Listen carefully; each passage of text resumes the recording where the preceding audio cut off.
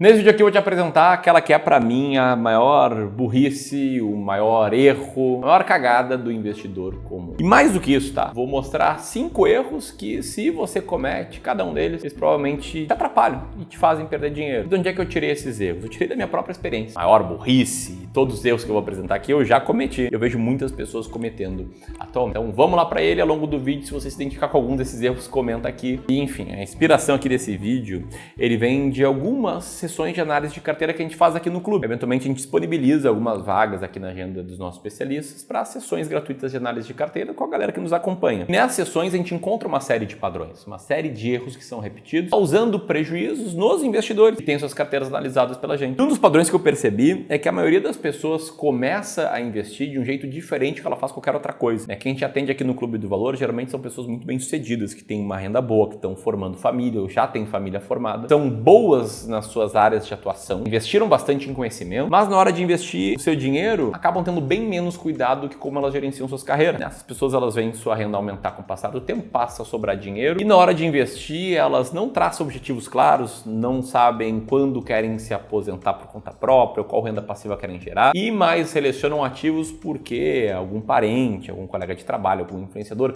citou ter esse ativo em carteira. E aí elas acabam cometendo um ou mais dos 5 erros que eu vou trazer aqui. O primeiro deles é comprar na alta e vender na baixa. Aquele cara que ouve uma ação ali que tá bombando, tá todo mundo falando bem dela, ela tá em hype, todo mundo super otimista. Geralmente essa ação ela tá subindo bastante e esse cara sem estratégia vai lá e compra. Pra num segundo momento, quando ninguém mais tá falando de determinada ação, nas manchetes, no Infomoney são negativas, quando investir em ações não parece ser sexy, vai lá e vende. Você pode ou não se identificar com isso, mas o fato é que a maioria age assim. Essa tabela aqui mostra o quanto foi investido em fundos de investimento em ações, na segunda coluna por ano, e na terceira coluna mostra o desempenho da bolsa naquele ano. Então pode ver que quando a bolsa bomba, em 2006 e 2007, em que ela subiu bastante, as pessoas colocam dinheiro nela. E quando ela cai, como caiu em 2008, elas tiram dinheiro dela. Aí a bolsa bomba, 2016, 17, 18, 19, e a galera começa a botar muito dinheiro. Vai mal em 2021 e esse ritmo de aporte acaba caindo bastante, porque na verdade tem muitas pessoas resgatando. A gente inclusive fez um estudo aqui analisando um fundo de ações do Itaú, nada contra o Itaú, mas porque reflete, é um veículo em que o investidor menos sofisticado tem acesso ao fundo do próprio bancão, analisando o desempenho do fundo, que foi um bom desempenho aí nos últimos 18 anos, com novos investimentos, essas barrinhas cinzas para cima, ou resgates desse fundo, as barrinhas cinzas para baixo. E com isso a gente consegue comparar o desempenho do fundo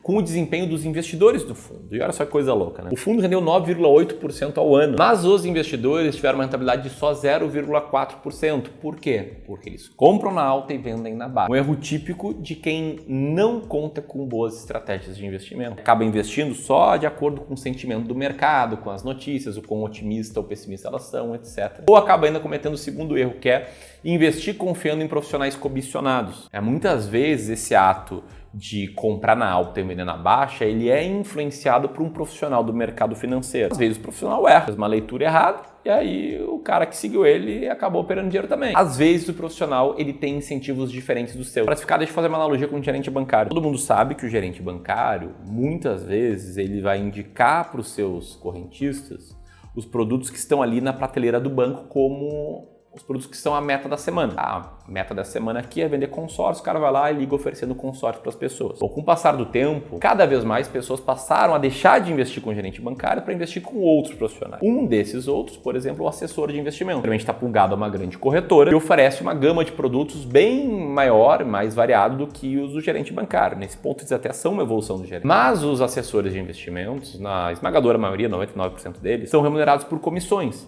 Então, muitas vezes, se você comprar um determinado ativo, tipo um título público do Tesouro Direto, pela plataforma do Tesouro Direto, esse cara não vai ganhar nada. Mas se você comprar outros ativos, como um COIN, um certificado de operações estruturadas, ele vai ganhar uma grande comissão. E eu não tenho nada contra os assessores, tem assessor que de fato faz um bom trabalho, mas tem algo muito contra a regra do jogo. Essa regra, ela cria um desalinhamento de interesse. O cara que indicar o Tesouro Direto não vai ser remunerado pelo trabalho, o que é um absurdo. Mas o cara que indicar só ativos com altas comissões, como os COIs, também vai estar cometendo um absurdo, significa colocar um monte de ativos ruins na tua carteira. Não à toa, volta e meia a gente vê carteiras assim, que tem, sei lá, quase 500 mil reais e mais de 100 mil em coins. Isso acontece e muitas vezes custa muito caro para o investidor. É por isso, inclusive, se você está insatisfeito com a tua carteira, quer entender se tem ativos muito caros ou não, está insatisfeito com o seu atendimento ou quer simplesmente uma segunda opinião, eu consegui abrir aqui alguns horários na agenda dos nossos profissionais aqui do Clube do Valor para sessões gratuitas de análise de carteira, em que os nossos especialistas vão olhar para os seus investimentos, identificar pontos de melhoria e te mostrar como investir com um plano e com uma estratégia muito clara. Se você tem 500 mil reais ou mais para investir, ou seja, 1 milhão, 2, 5,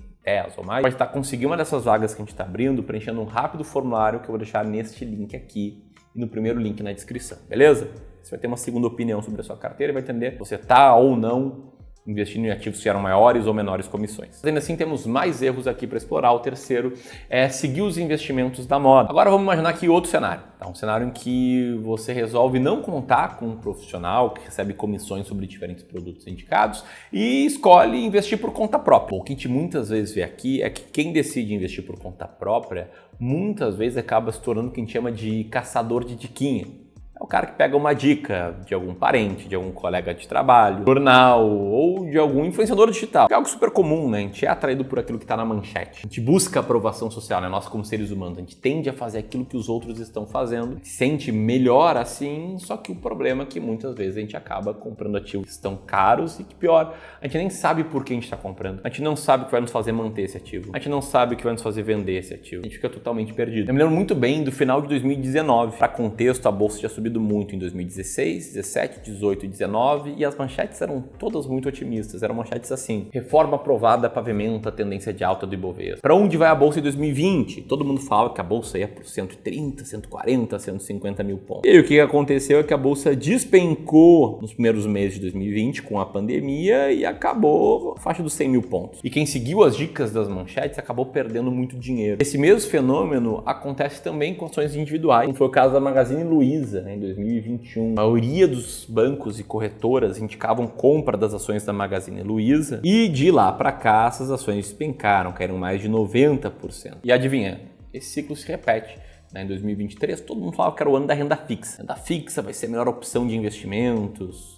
Esse é o ano da renda fixa. E o que a gente viu foi o início de um ciclo de queda da taxa Selic e uma alta de mais de 20% da Bolsa de Valores, que ninguém falava que era bom investimento. Enfim, novamente, aquele cara que seguiu o que está na moda, seguiu o que está na manchete, acabou perdendo bastante dinheiro. Agora, não adianta ir contra a manchete e contra o que está na moda se você cometeu o quarto erro. É esperar resultados de curto prazo e investimentos de longo prazo. Quem quer dinheiro rápido ou dinheiro fácil não deveria contar com o mercado financeiro para isso. Aliás, detalhe, tá? Quem quer dinheiro fácil deveria tirar o cavalinho da chuva. Mas, enfim, dinheiro rápido vem do trabalho, de você se desenvolver na sua carreira ou criar um negócio paralelo, enfim. No mercado financeiro, suas chances de ganhar mais dinheiro, elas vão estar majoritariamente depositadas no longo prazo, quer ver? Eu comparei aqui a minha estratégia de seleção de ações mais baratas da bolsa, com a média da bolsa brasileira. Então, você pode ver que a minha estratégia, ela venceu a bolsa em 58% dos meses, cerca de metade deles. Em períodos de 12 meses, a estratégia que a gente segue aqui venceu em mais vezes, 75% dos períodos. Em períodos de 60 meses, ou seja, de 5 anos, a estratégia venceu em 85% das vezes. Ou seja, muitas vezes ela ainda perdeu. Ela só foi se mostrar consistentemente vencedora em períodos de 10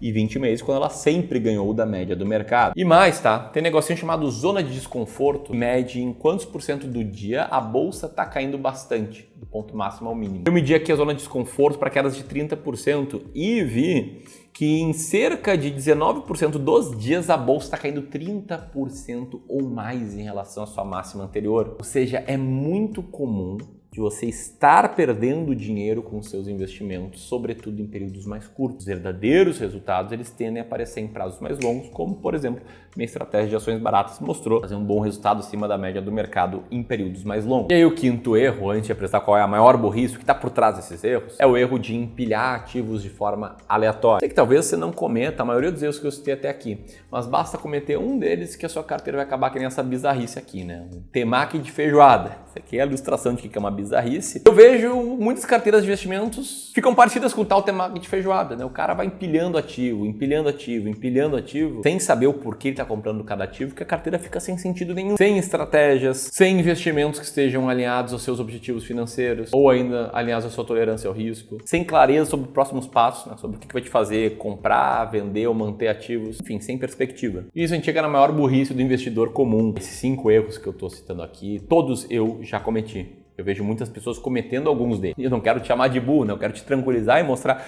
que é normal. Toda curva de aprendizagem, qualquer assunto, qualquer área da nossa vida, a gente vai cometer. E muitas vezes eu penso, meu Deus, mas que burrice, né? Como eu agia lá atrás. Como eu fazia umas cagadas, meu Deus do céu. Mas enfim, tá? A maior burrice que eu quero citar aqui, ela é uma coisa que tem em comum entre os 5 erros. Se você for pensar em qualquer área da sua vida, você tende a se planejar para fazer as coisas, né? Você vai tirar férias, você planeja suas férias. Que dia você vai entrar de férias, que dia você vai voltar, você vai viajar ou não, se sim, para onde, como é que você vai chegar lá, em qual hotel você vai ficar, etc. Você vai se casar com alguém, você planeja, né? A cerimônia, a festa, a lua de mel, o vestido da noiva, o terno, etc. Você pretende e tem ambição de crescer na carreira, você se planeja. Planeja quais cursos fazer, quais empresas você quer trabalhar, você vai empreender ou não, vai fazer concurso público ou não, enfim, tem um planejamento por trás. Mas nos investimentos, que é uma coisa tão importante quanto todas as outras que eu citei até aqui, a média das pessoas não se planejam. Elas não determinam objetivos, elas não entendem quanto de risco elas estão dispostas a correr, elas não seguem uma estratégia. E essa, para mim, é a maior burrice do investidor comum. É investir por acaso, é investir sem estratégia. E quem não tem estratégia corre muito risco de cometer um desses erros que eu estou te mostrando aqui. É por isso que aqui no Clube do Valor a gente segue um negócio chamado de sistema de alocação estratégica. É um sistema que faz com que os nossos clientes e a gente também sigam a estratégia de alocação de ativos, que explica 90% da performance de uma carteira, fazendo com 3 passos simples, né? O passo número 1, para cada investidor, depois de ter objetivo, retorno e risco que está disposto a correr, a gente define o quanto ser investido em cada classe de ativos, desenhar uma carteira ideal de investimentos. Depois, a gente define quais ativos a gente vai comprar, ou seja, se eu entendi que para a tua carteira faz sentido ter 20% em ações brasileiras, qual estratégia eu vou seguir aqui para selecionar as ações? E depois, o passo 3 é fazer o rebalanceamento, que é a manutenção da carteira. Determinar quando comprar mais ações, quando vender ações, quando comprar mais renda fixa, quando vender renda fixa e aí por diante. Se você quer conhecer melhor o sistema de alocação estratégica, você já tem um certo patrimônio investido, eu te recomendo muito concorrer a uma das vagas que eu estou abrindo aqui para sessões de análise de carteiras gratuitas. São sessões em que alguém da minha equipe, treinado por mim, vai olhar para a tua carteira, mostrar o que está legal, mostrar o que dá para melhorar, te indicar um plano com próximos passos para você passar a investir com o sistema de alocação estratégica. Se você se identificou com alguns dos erros que eu cometi aqui, seu próximo passo é esse. Você pode concorrer a uma das vagas apertando nesse botão aqui. Se você quiser seguir aqui no YouTube, aqui vai ter um vídeo de uma análise de uma carteira real, de um inscrito real. Está correndo muito mais risco do que pensa. Era isso, um grande abraço e até mais.